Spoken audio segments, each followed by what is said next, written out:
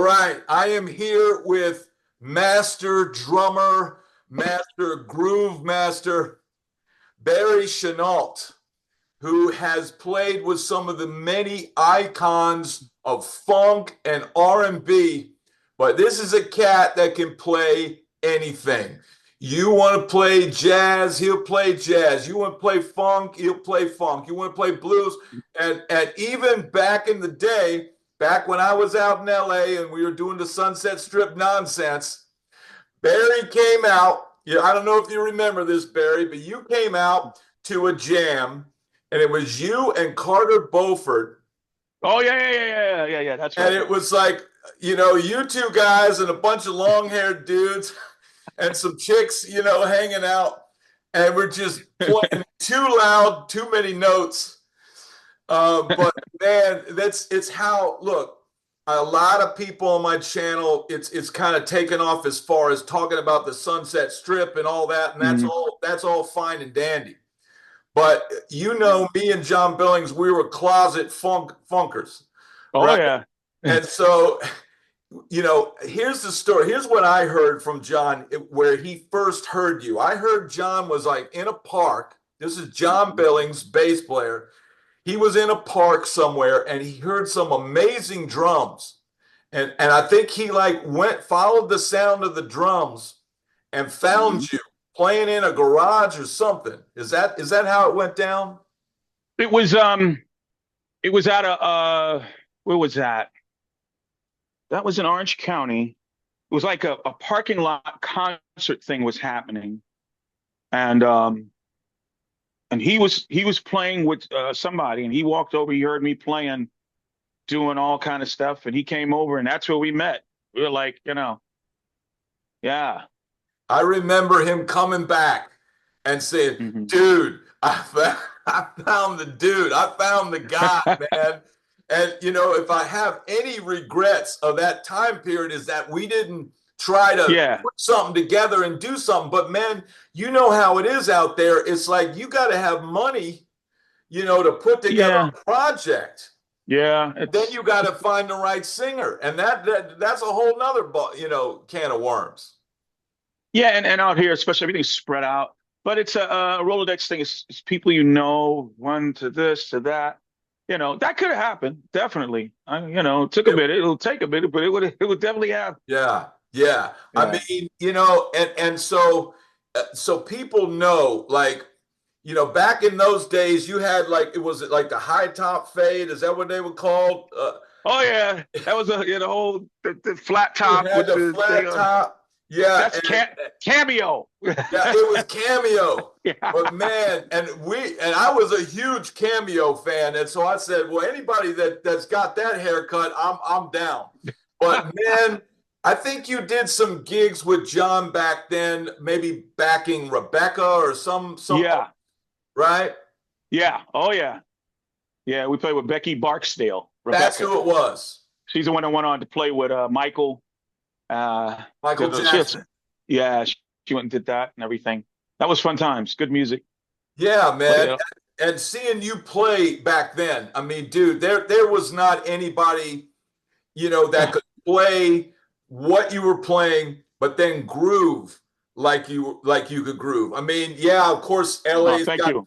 Vinny Colaiuta and stuff like that, but Vinny Colaiuta, he doesn't really take you to church, right? And and, and so your feel and your groove on top of the incredible chops. Where were you getting those ideas for those chops? Was that a Billy Cobham thing, or what? well, well, let's roll back. Wow.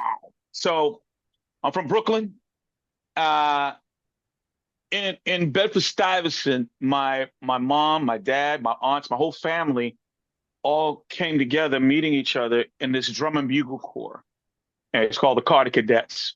And right now, it's interesting. We're trying to get a Pacific Street in Brooklyn, get it called Miriam Carter Way. It's this lady named, we call her Sister Carter. This is one of the things, get the kids in the neighborhood together and gave them drums and this and all of that. So that's kind of the roots of that. Long story short, as a little kid, I would hang with the drum section and I'd watch them do all that stuff and compete and go places and a lot of traveling. So I got to see other drum and bugle corps on the East Coast. So I came from a drum corps background. So when I came out here, I had to, oh, wait, another story. I got layers of this stuff. All right. So my mom tells me this. I gotta shoot up to being out here, me and my mom coming out here. It's in my room. And you know how us musicians do, and a lot of drummers, we get those magazines, Tamlin, all this, whatever, put it on the wall, yeah, it's all cool, right? And so my mom comes in my room. She was bringing some clothes, some laundry, and she sat on my bed. And I'm sitting on the bed, right? And she looks on my wall. And she goes, Billy? And I go, you know this man? This is Jedi Drum Master God, and you know him. Oh, yeah. They went to music in our high school together. She knows this guy. I'm like freaking out, So it was like really cool. And so when we got to go see him later that year at the Golden Bear in Huntington Beach, Billy Cobham, the Octobans, the whole thing. And I'm just like starstruck and I'm watching this, right? And so it's over, media's coming around, everything. And we're standing there and he looks over, he says, Kathy! And so I'm like, wow. So he marched with the Queensman Drum and Bugle Corps. She marched in Carter Cadets. It wasn't a boyfriend-girlfriend thing. They were friends, And she says, here's my son. And at that time, I'm marching with that's a whole other story. Anaheim Kingsman Drum and Bugle Corps. They were the first DCI champions. Wow. So I got out here in 78, and I got to march with them, but I was on cymbals at first. And I had the chops to play, but the snare line would go like that. So I had a little growing to do, and I couldn't carry those snares, and they were going to take 4 steps while they take 2, So it was a dream to march with them because the Carter Cadets, this is what I got from my uncles and aunts, that was the corps they modeled after. That was like, wow, the corps, I didn't know this. Yeah. It's funny because when we came into New Jersey, I was marching with them, and we're coming off the field. It was this whole side of the stadium where it's all these black people on the side. Nobody was in the stadium. And everybody, Barry! And I'm like, what's this?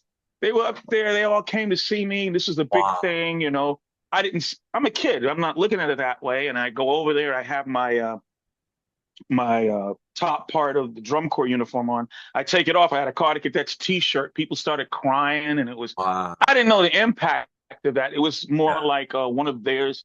Somebody from the neighborhood got to do that. Wow. So there's a lot of layers to all of this. But thank God my mom bringing me out here. We're coming to California. Our house burnt down in Brooklyn, so we came out here, and my uncle moved out here, and so we stayed with him and everything. Long story short. So I was in Lakewood, and I was going to go to this Jordan High School, but in our apartment area, I started hearing this music. And I'm like, it was just moving me. So I go down there, and these guys are jamming, and it was playing Bootsy and Funkadelic and all that. I didn't know any of this stuff. I just sat out and, I'm this kid. Yeah. So they saw me out there. I worked in. They came in. I could play a little bit. I was doing little cowbells, and I was doing, I wasn't the kit guy yet. I wasn't that, But through that, I started, and started learning and everything. And then I started to move to the kit a little bit, like in high school. Grooving and all of that, and then more through Billy, watching Billy and all of that. I want all of that. I'll put a kitchen sink up. That's another story. I did do that. In fact, I did a gig with a double aluminum kitchen sink with two Sennheisers, with a Sennheiser on it, and 2 Gibraltars. I had to do it. Just to do it. That's a whole nother side story. But anyway, so this is going into the. I don't know how far you want me to go. You can cut me off because I start going on and on and on. It's an amazing story because as we're hearing, this is not just some dude who just, one day goes, oh, there's the Beatles. I think I'll do that. This is in your bloodline, and exactly. You are coming up. And you're not even thinking that it's like a big deal because it's just ingrained inside, and the transition from going to cymbals to snare and to full kit and all that. That's just a matter of when it was going to happen, Right. And that's incredible, man. Yeah, I had a little picture up here of me marching in the corps Eh, I'll send it to you later. You can send me that, and I'll Yeah, post it I'll up send here. it to you. Yeah. But yeah, man, that's exactly. And it just continued on. And I watched, I became just a sponge. I wanted to go and see other drummers, just anywhere I can get in there. I wanted to just see, and I know they played in the local clubs. So in LA, that's what we did. You know how we get the needle to the record to put on to hear it, and started doing that. And uh, I just was eating all this up. And I lucked out. I was young, and it kind of snuck me in the club to play at this club in LA called the Family Room. And they had to stick me in the back. I had to go because the back Yep. of the stage and then the back room to go Yeah. play, finish, boom, get Right, back and here. then leave. So Yeah. I'm sitting. Yeah, well, no, I sit back there for different sets, but I'm sitting back there with other great comedians and famous. I don't know if they're Leroy Skillet and uh, I mean, who else? Man, what's the guy? The Baby Kid. Him, all these guys. Oh yeah, You yeah, know, yeah. and so, Baby's yeah, yeah, kid. yeah, Yeah. right. Robin Harris and Yeah. just a whole bunch. Oh, Rudy Ray Moore. Rudy Ray Moore. Rudy Ray Wow. Moore. Wait, I'm on the kid. I'm this kid, right? And I'm playing, right? It was funny, right?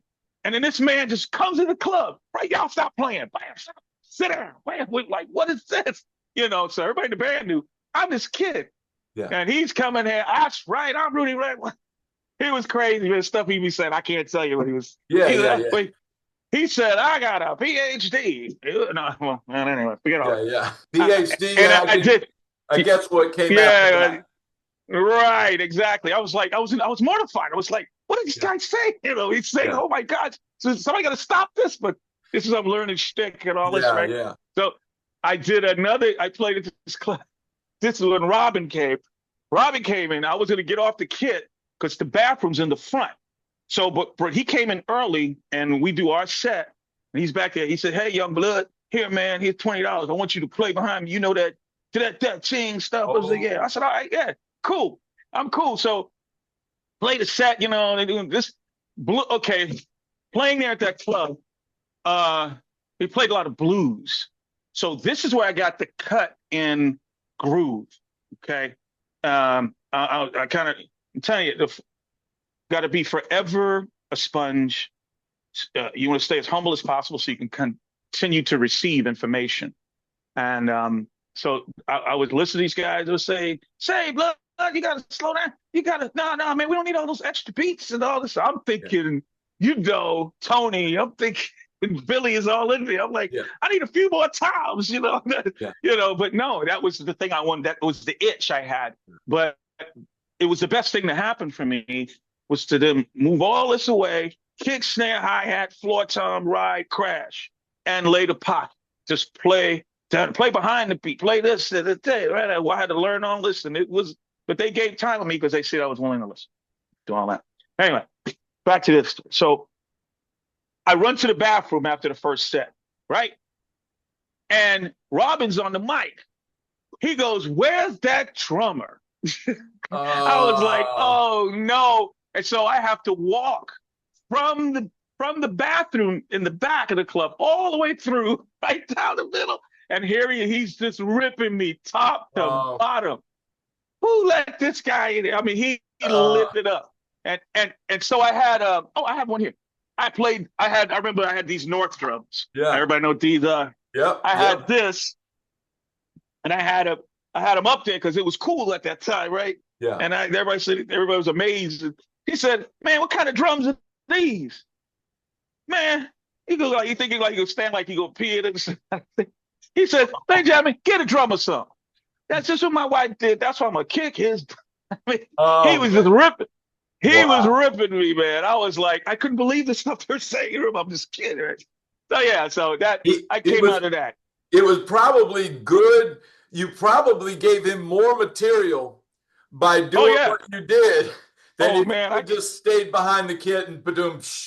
Yeah, so you probably made it easier on him that day. Yeah, I wanted to hit him with the stick, and after a while, I was like, "Okay, you got to let up now, man," because I'm from Brooklyn, so we could go there. I know. I was no, but it was cool. No, it was. I got it. It was all fun. So, But how do you feel about, I always think, East Coast is a different feel and West Coast is a different feel. And like we were East Coast adjacent. You were full on New York. Of course, you were developing your style, kind of as you went across, and then developed it further when you're out west. But what would you say are the biggest differences as far as, is it East Coast, everybody's on top, and in the West well, Coast, everybody's behind? I would say the advantage in the East Coast again. Okay, it's still the old world, right? So you have a lot of culture that culminates right there. Like one block out in California, it's 4 blocks in New York. So so I could, I'll go to the park with my uncles and my cousin, and they would play basketball, right? But I would go over to the corner with the Puerto Ricans and the brothers playing, some Latin, right? But I just Yeah, would watch. But in that in that world, they give you, we find a Coke bottle and find something to hit with the Coke bottle first. You got to work in your way to play in a battery like that. yeah, So man, you got to learn that clave. You got to do that, and they talk madness. Sometimes they wind up in fighting, drums yeah, yeah, flying and stuff. But that was just the Coke. But it was also just a lot of food I was getting. So it's in the walk, it's in the language. Like if you, as leave the country, like you go into Cuba, you go into Puerto Rico, the 82-year-old lady know the clave and her yeah, walk. So it's in that. So it's funny. I was in Barbados, and I went to.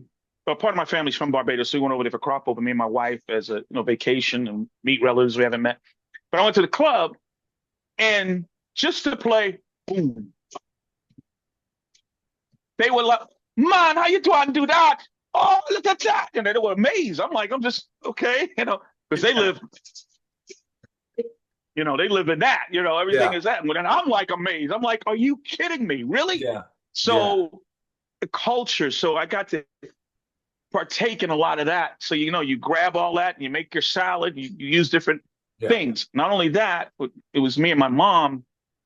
She would take me. We would so to not stay in one area. I think traveling is some of the greatest educational experience we can have.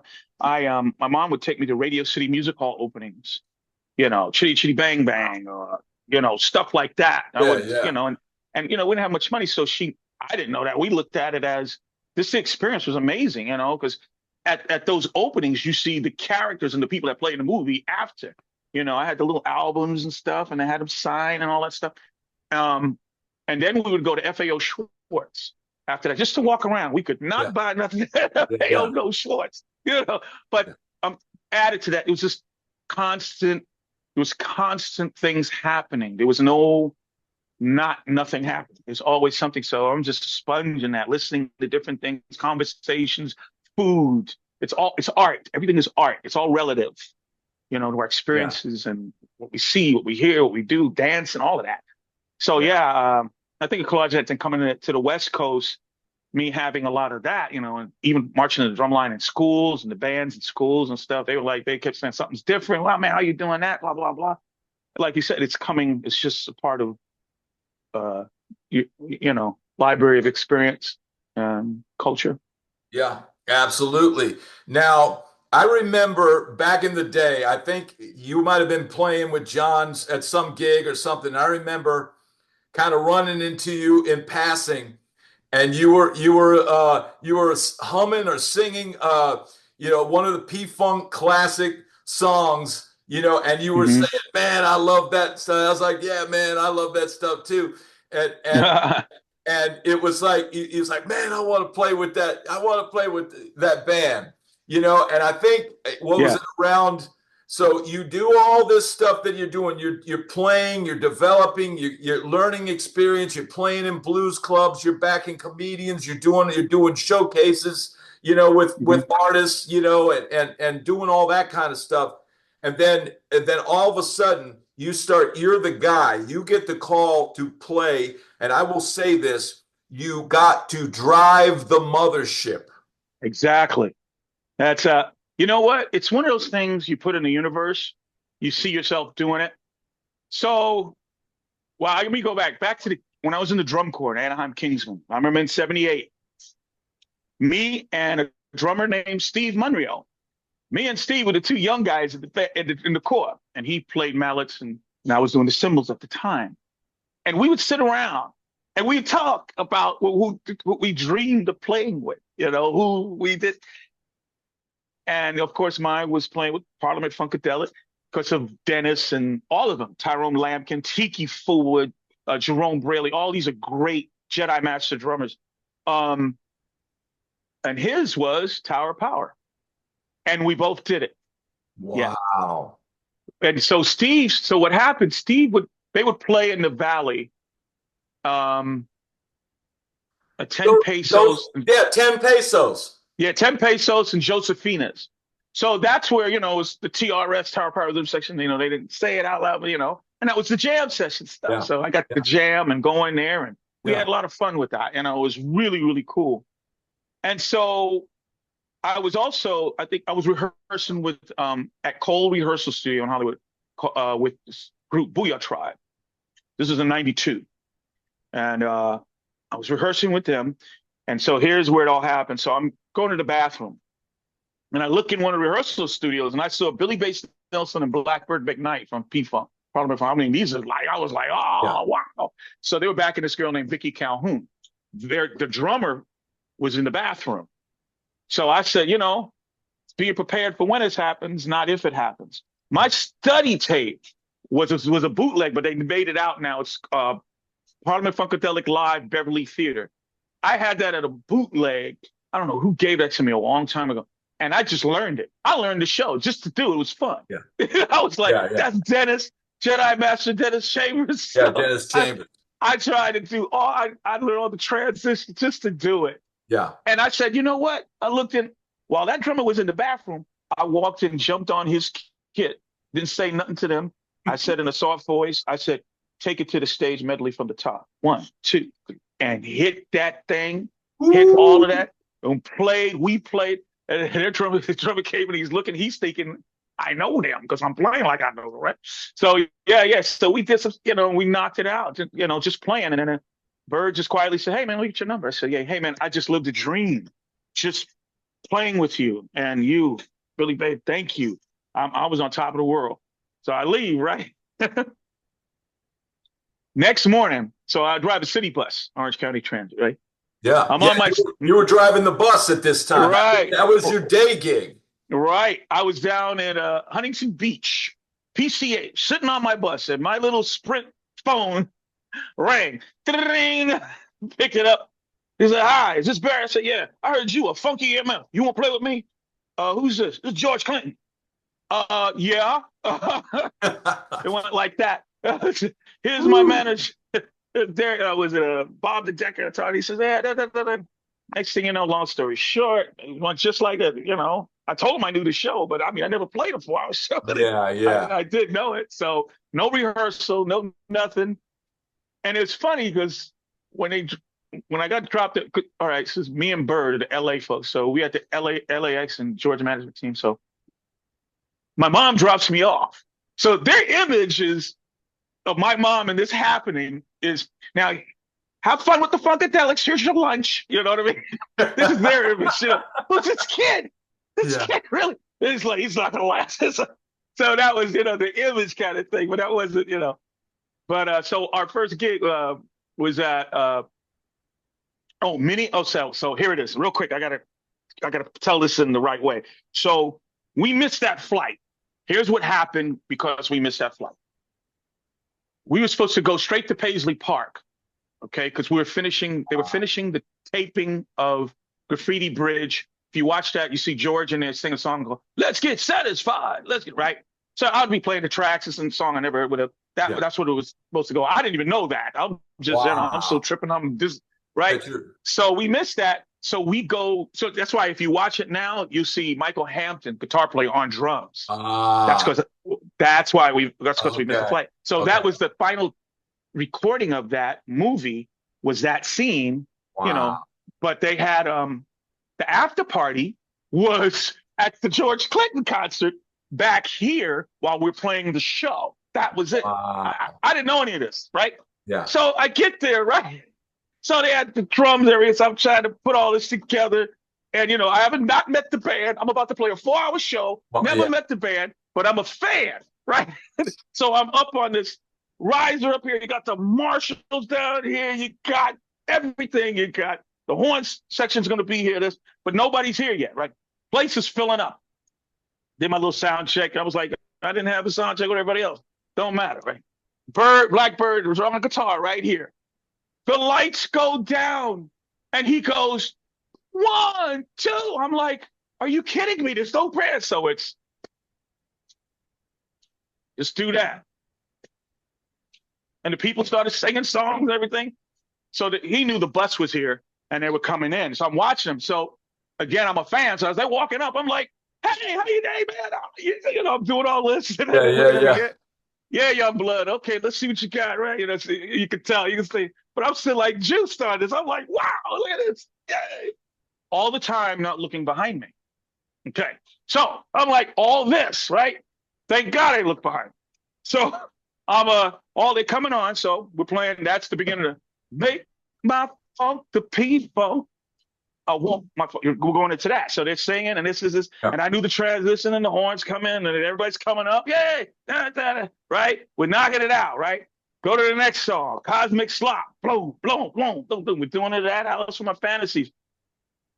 Then I had a moment where it was breakdown. I was going to get some water that was here, and I look over here.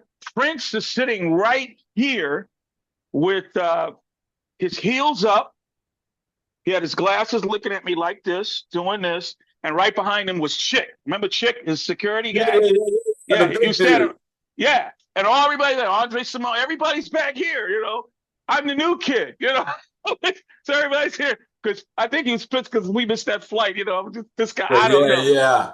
But that was my only moment ever with Prince. It was him. At least his thing was this. His approval to me was this. Okay, there's no conversation. Now look again, he was gone. Wow. So we're playing the show. I'm knocking it out of the park. I remember, like Bird would always say, "Stay relaxed, relax." Okay, I'm relaxed because I'm a kid. I get excited, you know. Yeah. Stay behind, right there. So because when you start thinking ahead, what's coming, you don't know it. Sometimes you're rushing. Yeah. So you got to relax. Yeah. And just relax, you know. So I got to keep breathing and just relax. It was really cool. Then, you know, so this is the story I was told. I'll be fast. So I knew what the next song was, but they flipped it. So George stops. He goes, "Okay, drummer, chop barbecue." Okay, that's nobody's telling me nothing about no. We going to eat or what? Yeah. Wait, what's happening? Yeah. Then he comes up closer. He's looking at me. Drummer, chop barbecue, and I'm sitting here. It's quiet. Thousands of people. The band. Everybody's ready for something, but I don't know what this is. So right here was Greg Thomas, sax player. He goes, "Hey man, just play what he said, but hit that stuff." Right? So I go, "Chop barbecue," and it came to me. So you got to remember, back then, you know, they come out of some of the James Brown school to say all these weird things and these. Yeah. So I go, "Babadoo, babadoo." So Greg was topping his feet. I said, "Babadoo, bam, so high, you can't." Went into One Nation. And he comes over, "You a Funkadelic now? You a Funkadelic?" So they were laughing. This is like, you know, they like an initiation, I guess, one hell of an initiation. You know, thousands of lights and all this stuff. And it was like, okay, I'm breathing. I was driving a city bus freaking a few hours ago, you know. So yeah, it was great. And awesome people, awesome, each one of them, all of them. Man. Dude, amazing. That is probably the most incredible story that anybody will ever tell on this. Imagine, you know, just learning a bootleg. You learned a bootleg. Yeah, just because it, you know, one, we both love Parliament Funkadelic, but this is one that had Dennis Chambers on it, who's one of the all-time greats. So you want to hear how he would play the gig, you know? Yeah, it was like, you know, he came. Okay, Dennis, he came out of Brides of Funkenstein. He moved up the ranks. So they had a band in Baltimore called Uncle Remus. And so you got some Skeet, Roddy Skeet, and a few other guys. You think even Greg came out of that band. So that kind of moved in, and they moved their way up to Brides of Funkenstein into the chair and playing with P-Funk and all that. So yeah. It was a move up thing. Yeah, I'm right in the freaking shoes. I was like, And wow. so and were you the direct replacement for Dennis, or was there another guy before? No. There was what's his name? There was two other guys. One, Thomas, he was a go-go drummer. He was the first guy. Then it was Okay. I think it was Calvin was next. I can't remember the other guy. That's all right. That's all Yeah. right. Dude, So what happened there was there was a change. This is the story I heard. It was a change from musical directors. I think Gary Scheider, the guy that wears the diaper, he was director. It moved over to Blackbird. okay. So Blackbird, so I'm his guy. So I'm gonna put my guy in there like that. Yeah. So there's a lot. So a lot of folks didn't know who is this kid, because when you get off the road, bands like that, you got your own band that you play with, local, when there's dry time, this kind of thing. Yeah. And I'm sure that everybody, had their guy they want to, once the seat was open, they want to, bring in there. But their guy, yeah. Right. So there was a little bit of, at first, I don't want to like this guy. And I kind of, Yeah. But I worked hard enough. I was just nice enough, kill him with kindness, do the part, stay in your lane. Yeah. Don't try to do too much, don't be too much. And, have big ears and listen, stay humble no matter what you hear. And just be cool and love on people. Yeah. Yeah. You've always had that. You've always had that, aura. You're a good person. You've got a beautiful family. You take care. Thank you. You provided for your family. You worked day gigs. You drove a bus. You played ungodly, drums. And for you, it was just a matter of time before you would get these kind of opportunities because, man, let's be real. It's a skill, and it takes you develop that skill, and you get to a point where, now, dude, as far as I'm concerned, you're a first call player for anybody from that circuit. As far as wow. you're doing right now, Rolls Royce, and let's plug that gig because you've got a super cool, the band leader who's super cool and his wife who lead the team. Oh yeah. We want to urge everybody to go see a Rolls Royce performance because, man, let me tell you, you sent me some clips and I just said, dude, you would have nothing but a good time going to see a show. And I know you guys probably do the circuit where it's, a lot of the older acts and stuff. Right. But man, that music is timeless. Exactly. They had several. I had to really digest it. Several hits, not just songs. They had several hit songs. That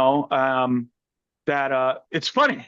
The funny thing is, when I talk to folks that are around, Air Supply and all those groups in that time, that they heard the songs, they don't know the band. You abandoned me, love don't left hand. And oh yes, I love that song. Oh, who sings it? Yeah. That's why I say we should go out. With just like you remember how Van Halen and Cool in the Game went out. It would be cool. We go out with an act of that same era on the other side of the dial on the radio, and I think it would go off pretty well. But that was a super cool pairing doing that. Yeah, I have to think David Lee Roth must have had something to do with that because he was always kind of like disco and funk and stuff like that. Yeah. And putting that, I went to that show, man. Kool and the Gang had so many hits, and it brought this positive energy. Right. And then Van Halen comes on, and they do their Van Halen thing, and it was a great night because that's the way, if you go back in the 60s and 70s, the pop charts would have Rolls Royce, pop charts would have Rod Stewart, the pop charts would have whatever was popular. Right. And there was, you'd see Sly and the Family Stone, and then you'd see, Crosby, Stills, Nash and Young. on the same bill. And man, like you said, pairing up something like that, man, it's a cool thing. Well, I'll have to put that out in the universe. Maybe that'll happen. That'll be cool. That But would be awesome. it's enjoyable playing music. So when I play, I'm looking at so many. All we have is moments and memories. I'm trying to make the most of them. Really play like this could be it. And you see, some of the greats passing and Dougal, Ricky Lawson, and stuff like that. These are Jedi masters to me, and and the Tonys and all the greats. This is, it's like I want to take in the moment because even though there's another concert of it, but this is a moment with them. This is what crosses all language. We're participating and having people escape something to enjoy and remember and all of that. So, oh man, that's the yin and the yang to that. And it's cool. So I like to express it because like other part, like when playing with P-Funk too. So we would watch on the bus, we would watch the videos, the show. And I said, I look boring. I'm looking at myself because I come out of drum corps. So everything is, music's jamming, but I'm like this, I'm listening, I'm watching, right? Like this. And my cymbals are like right here. And so, everything's quick. You want to hit, bam, boom, boom, tight, right? George said, raise your cymbals up, put them up. So I said, okay. But I just kept going. So now you have theater. So to see your hand go, bam, and hit that one with conviction, and to see that, bam, because, everything is on the one. That's where the funk lives. Well, everything's on the one, but funk is also where it's not. Because I remember they would have these sayings. I think you must have because you gotta catch up. Okay, so this is some mountain zen I gotta go talk to. Yeah. So what it is, it was saying in their way of saying it. You play behind the beat on the beat. So it's instead of boom bop, it's boom bop, a little bit behind the beat. Yeah. Because funk lives in the crevices. Leave the holes, let it breathe. Yeah. And then hit, bam, Yeah. So it takes time, to get that, to understand. But I thank all those situations for that kind of information and wisdom, just being open to hear this stuff. Yeah. Because everybody has a major story as to why things come to where it is and how they develop into who they are. And so grab pieces of that and mix it in here and try, it's all good. That's the whole reason why I'm doing this channel. And I'm going to say it again, man. Right now, I'm putting this at the top of my list of interviews, and we ain't even finished yet. But this is because you're talking about what I say, positive energy. And and learning and growing, and as you get older, we start to realize, sometimes I'll go to try to play something fast now, and the hand will go, "Not today, you not fool." and this would sometimes be on the gig. I go, and they go, "No." I go, "Oh, I ain't got that right now, so I gotta play something else." And so we learn to adjust. Right. And we play different than what we played when we were 20 years old. And, and that comes with maturity. But man, your story is amazing. I want to touch on you guys jam with the Red Hot Chili Peppers or something like that. Yeah. Oh man, I wish, oh my gosh, I wish I had these phones back then. This was in 93, was it? February 93, we did Grammy Awards. So how Grammys, there's no category for funk. So Chili was cleaning up that year, and they tripped out. It was funny too, because I did Lollapalooza in '92. Wow. I did Lollapalooza prior to just getting that gig. Right when it finished, that's when I got George. So Chili. So I knew Flea and a lot of the cats, Dave, both Dave, all these guys, drummers, we hung out. It was fun. Oh, I got stories about that. Oh boy. Okay. So yeah, doing that, uh, Flea and them, they didn't know I got the Georgia gig. So we had a Ah, rehearsal. We had a rehearsal at SIR because they just saw me doing Boo-Yaa. Boo-Yaa Tribe is what I played. Boo-Yaa Tribe, Big Samoans guys. yeah, Yeah, yeah, it was. yeah. Yeah, I did that. I was like, whoa, that's a whole nother story. So, long story, long story short. So, yeah. So we're at rehearsal, and they're coming, and Flea is looking at me like, thought I was sitting. He What says, are you doing here? Yeah. yeah, I'm doing. Uh-oh, I think something's coming. Oh, sorry. But yeah, it was like, whoa. So this was cool. So we did the double drum. So Chad is right next to me, and we're doing Wow. this. Of course, the cleaning up Blood Sugar Sex Maggot album, so playing Give It Away. So the rehearsal for that, we were playing P-Funk stuff because um George produced their first two records. They even lived with George Yeah. for a minute. You know what Yeah. I mean? Freaky Everybody. styly. Right, Yeah. right, right, right. So since they were getting American Music Awards, MTV, they were doing all this stuff, And so we got to Grammys. He says, let's just do this. Bring George on and just put it right there. That's Yeah. why there's a video, I think, called Grammy's Greatest Moments. I guess you could look that up on YouTube showing Grammys 93 Chili Peppers George, and you'll see that. And I wore my Muhammad Ali boxing trunks, no shirt. Uh, and me and Chad, so we start off, red hot, we just kill it. So he says, Barry, don't play the top. Come in on the verse. Da, da, da, da, da, da, da, da, da, da, da. Okay, so I let him do that. But I saw the cameras up, so I jumped up. I started dancing like Flavor Flav. I started doing it. I'm like, yeah, I'm saying this is Grammys, you rocking it. Peter Gabriel just got off playing big time. And I'm just like seeing everybody, Magic Wow. Johnson sitting there. So it was just a great moment. And yeah, man, that was fun. That was a blast. That was really a blast. I enjoyed that. Now, Uh, I don't know if we can. That isn't one of the most incredible stories, right there. Just to mm, think, 1 minute you're driving the city bus, right. and now you're dancing on the Grammys and playing drums with the Chili Peppers and P Funk and all that. That is the power of the human spirit. But I wonder if we are allowed to tell this story. If we're not, I Oh, might okay. I might chop it. But I heard a story about you winning a drum contest. I think it Oh was at yeah. the Roxy No, no, no, no. This was the Guitar Center. Guitar Center. Guitar Center Drum Off. This is the first ones they were having. Well, I think that one was that the second? That was the first one, I think. Yeah. It was in Santa Ana, and I was driving the bus. This is the story. Dude, you this know, is this I, is epic. This is epic. yeah, yeah, yeah. And I got to my spot a little early, and I said, "I'll be right back." I jumped off. Oh, there he is. I run on and I play.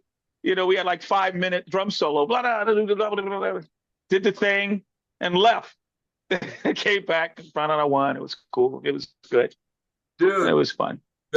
so I heard that from another drummer here Mhm. in Nashville, Smitty. I think he was in the contest too. He was an R&B, drummer, and he used to do a lot of stick tricks and stuff like that. But he Uh-huh. told me, we started talking about you one day, and he said, dude, Barry drove the bus up, came in, won the drum thing.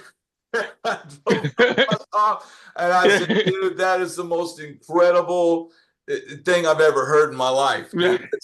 Most guys would have to go and sit in a room and warm up for hours and sit there with the pad and do all this, and then if they didn't win, well, I wasn't warmed up enough and all that. Now Barry just like, all right, give me the sticks.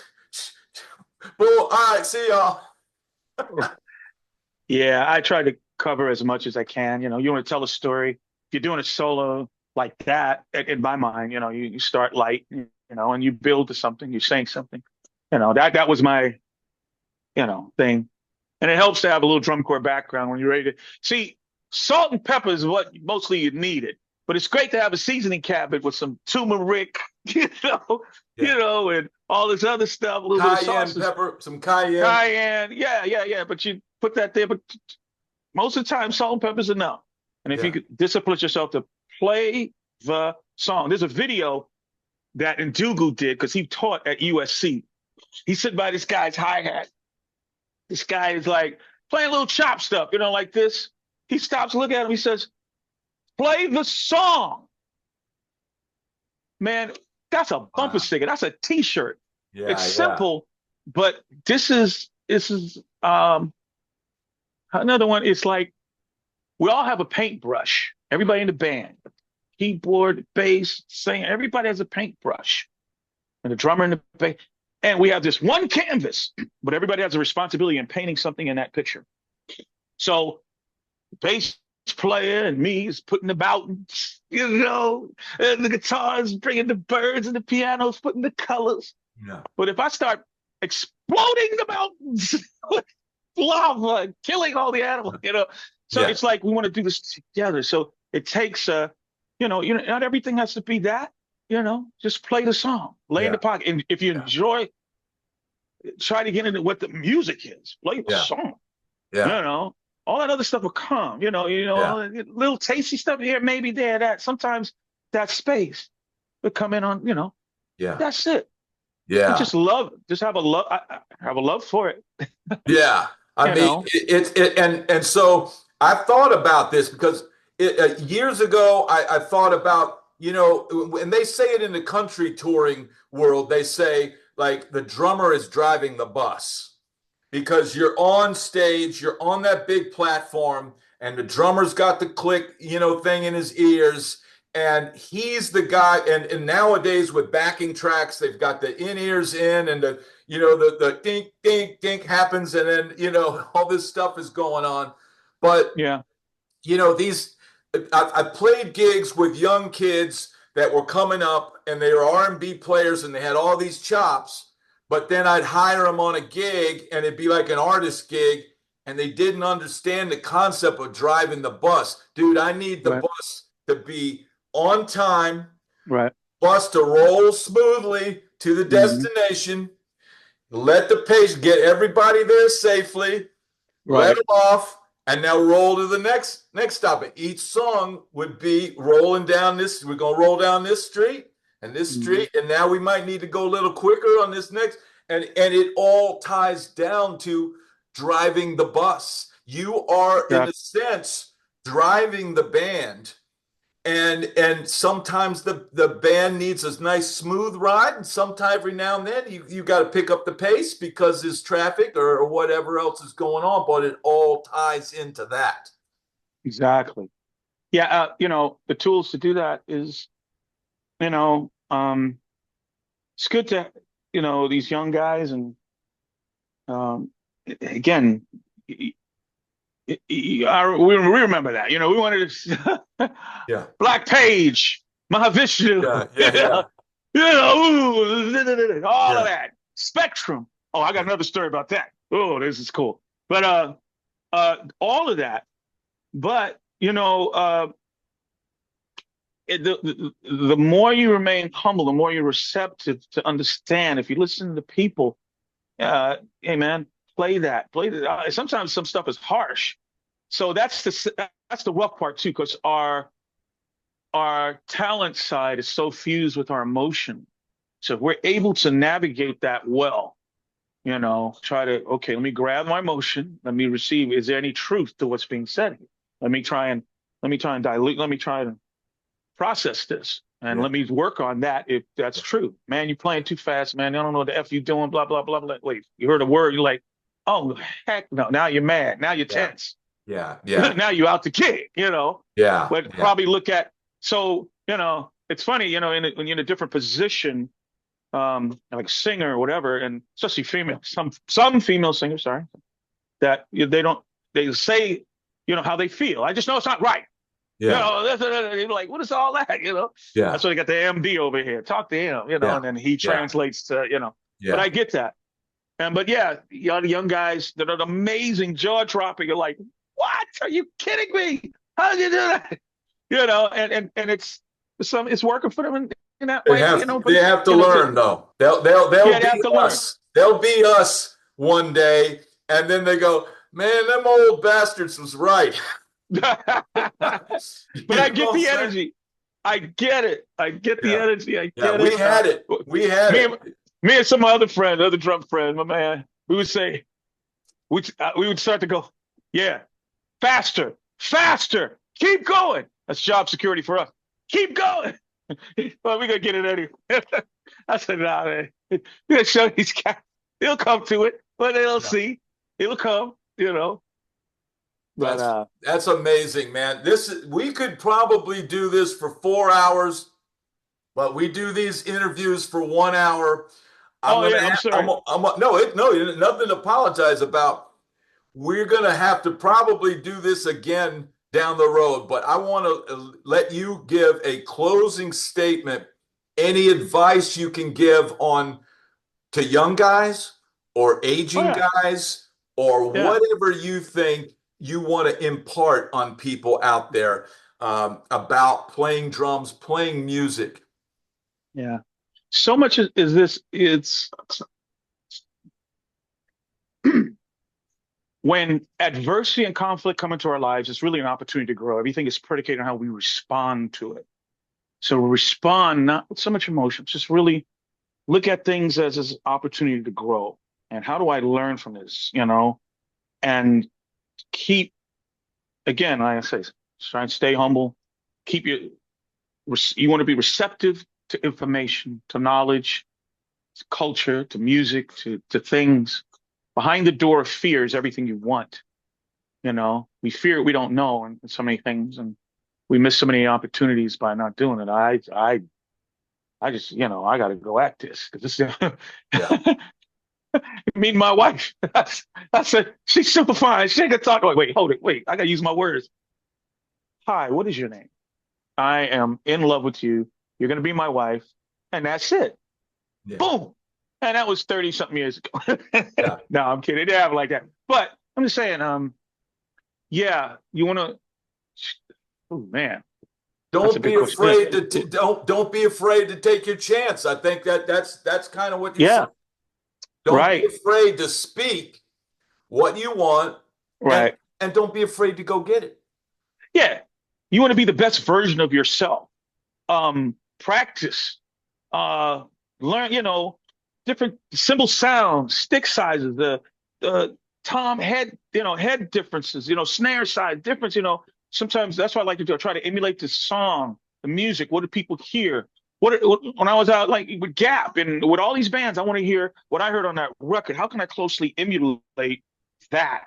I want to get that to that. And then once you have it and make it your own, then it's your own. Now you can do other things Yeah. because you know what makes it move and how it moves. I think that's how I look at it. Um, yeah, opportunity things. It's being prepared for when it happens, not if it happens, Yeah. because it'll be going like this, like a train moving, Yeah. and it's happening. And instead of this is happening, should I? It's gone. Yeah. So you Be want to be ready. prepared. You got to Yeah. be ready. Be You want to ready be ready, and not physically, mentally. yeah. Don't be too excited. Don't say too much. Yeah. Just relax and be ready, and just lay in the pocket, make it feel good.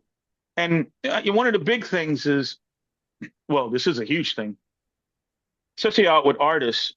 Folks want to know what kind of character does this guy have? Does this person have? I'm gonna be, yeah, we're on stage for this long, 50 minutes or whatever, but I'm gonna be on the road 3 to 4 to a month or whatever with this Yeah. guy. Yeah. What lives in that? Are Yeah. you a team person? And I get that. You being in the trenches and this. Yeah. Yeah, moments and memories. That's all this is. It's Yeah. moments and memories. You want to make the best of all of them. You And want to, yeah, Mhm. you want to make people feel good by your presence. Right. Be selfless, not self-filled. Selflessness and all that other stuff comes. Yeah. I say, yeah, my family is priority for me. So we homeschool. We're able to do Wow. that. Our faith is a big thing. We're a Christian family and go to church, do all of that. My kids are doing wonderful. My wife, all of us, and yeah. Sometimes we went on. We went somewhere out. We Gap, took the family. Sometimes we go, and that's what I'll do. I'll save up to go. We'll go here and make give them good memories, get to Memories. see. And I remember I had that one moment when my daughter looked at me, says, "Dad, are you famous?" Oh man, I was like, oh man, no, I'm daddy. I'm not, because they see this, they're like, See wow, you. and it was very precious. And that's, for me, that's being rich. For me, living in the means, living in the moments and, saving and putting for the family and that, hey, that's fine. Y'all have that. I'm going to Walmart. I'm going to here. I'm going to do that, Yeah. it's just to do that. And for me, that's I'm very rich in that area. You're Family, extremely God. rich. You are the most wealthy man in the world because of all the craziness that happens in this music business and all the knuckleheaded stuff that goes on. Lord knows I had my time acting like a jackass, but you have kept the straight and narrow through a very dangerous, sometimes Oh crazy yeah, music I've world. I've seen stuff far beyond the and just remove yourself and just move back. People watch what you do amongst them. Yeah. You want to show people about God and this and your life. See what you do amongst them. See, so a lot of those things weren't vices for me. I never drank, never messed around, never did all that stuff. Yeah. That wasn't a vice for me.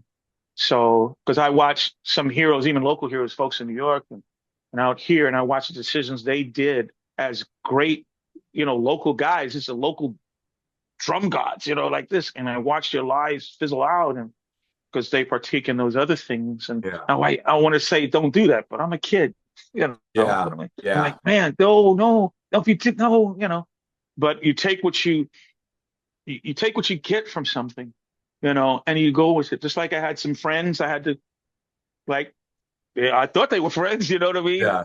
And Yeah. so, but it's okay. But I hold on to what that was and the memories of that. I don't use a let go negative, let Yeah. go that. Yeah. I got to keep going, keep Yeah. going. But at great time, those are great. Sometimes people in your life for just for a certain period of time. Yeah. And I don't try to get too empathetic about things, but it's Yeah. really, Yeah. you know, it's these are all everything is life lessons and how we apply them. We learn or we not learn, or we'll stay taking that test until we learn, or you never Yeah. learn. Yeah. Yeah. Simple choices, decisions. But yeah, we're going on. I'm sorry. No, no, no, no. You're Sorry. good, bro. I just, this is the kind of content that I'm trying to put out on this channel. For one, I wanted to give the drummer some today, one of the baddest drummers I've ever heard. And I've heard a lot of cats, and I've Oh played man, with a thank you. lot of Yes, wow, cats. And that's deep. I watched some of the clips, you sent, and I thought, man, that this dude is a bad dude. And I just think people want to Thank hear you. these conversations. You've got such an incredible story to tell. And man, I just want to thank you on behalf of myself and everybody Thank that's you. going God to bless tune you. into this. And if you love Barry like I love Barry, say, man, why don't you get Barry back on the channel and we'll do this again. I Because know we they got can say 30 years of stories, bro. Barry talks too much. Get rid of him. No, no, no, no, no, no. No, I know. I'm joking. I'm joking. They're gonna Yeah. love this, man. And I just want to salute you and thank you for doing this. And we want to salute Royce, who is out Yes. there killing it. They're crushing it, and they're dropping grooves Yeah. that make you want to move. And that's all I'm going to Yeah. say about it. And I want to give a shout out to Henry Gardner. He is the original drummer for Royce Jedi Master Henry Gardner, who Henry, played he has the amazing, you hear that, he is an amazing player. There's so many underrated cats that don't get the love out here that are just players. Yeah, I like what Tommy Aldridge put up recently about with Bonzo about he said straight out. Bonzo, he's a funk drummer. yeah, I was like, thank you, somebody, yeah, because he saw the old school. He hung out in the club. He said he gave respect. He would tell you that, yeah, but it was good, yeah, yeah. hello, And so look, and a, it works. a groove is a groove. And Right. if you playing hard rock, it's still got a groove. It's still Right. got to be funky. And the Right. better you can groove, the better you can Right. play any type of music that you want to play. Right. Right. It's applicable. It's the feel, the groove, the pocket.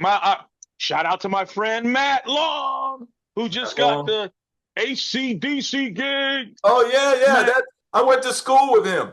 Oh, really? Yeah, he Yeah, was. Matt. Yeah, I know Matt. I was calling him to cover for a gig that had a Rolls Royce gig that came up by my band Oleo. Gotta give a shout out to Oleo. You gotta Oleo. check out Oleo music. You gotta check it out. Look at the Party Up EP. You could go to also the band Triple Bueno. I'm playing on that live. Cypress and Six. Put that in Spotify, whatever. It's Triple Okay. Bueno. There's some good Triple, live stuff triple on that. bueno. But Oleo, that's my, it's three-piece band, all original material. That's a whole nother story. That's great. Yeah, In fact, I that's got to cool start. stuff, man. It's got Yeah, ska yeah, influences and rock influences, right. It's a man. cross between, Fishbone meets Chili Peppers meets King's X meets Billy Joel. Yeah, Oh yeah, so sort of yeah. like that. It's Killer kind of stuff. cool. Killer stuff. Well, I'm Yeah. gonna put the links. I'm gonna put your YouTube link in the description of the video so everybody can go subscribe to Barry's channel. And I'll put some other links for your bands and stuff like that in there. Everybody go subscribe, say hello to Barry on his channel. He's got incredible drum, playing on there, and he's a super cool dude. I want to thank you, brother. And this was amazing. Mhm. And I hope we do it again. Quick shout out to Kenneth Copeland, who hired me to play with Rolls Royce, and his lovely, lovely wife, and Vanessa. And so I just had to say that. Kenny, It's thank these you. yeah these good people, good Rolls Royce family. It's very much family people, very much love You them very guys are much, all of killing them. it. You guys are killing it out there on the road, man. You guys are Oh, crushing. thank you. Thank you so much, Barry. I will see you again. All right, God bless Peace, you. Thanks. brother. Peace.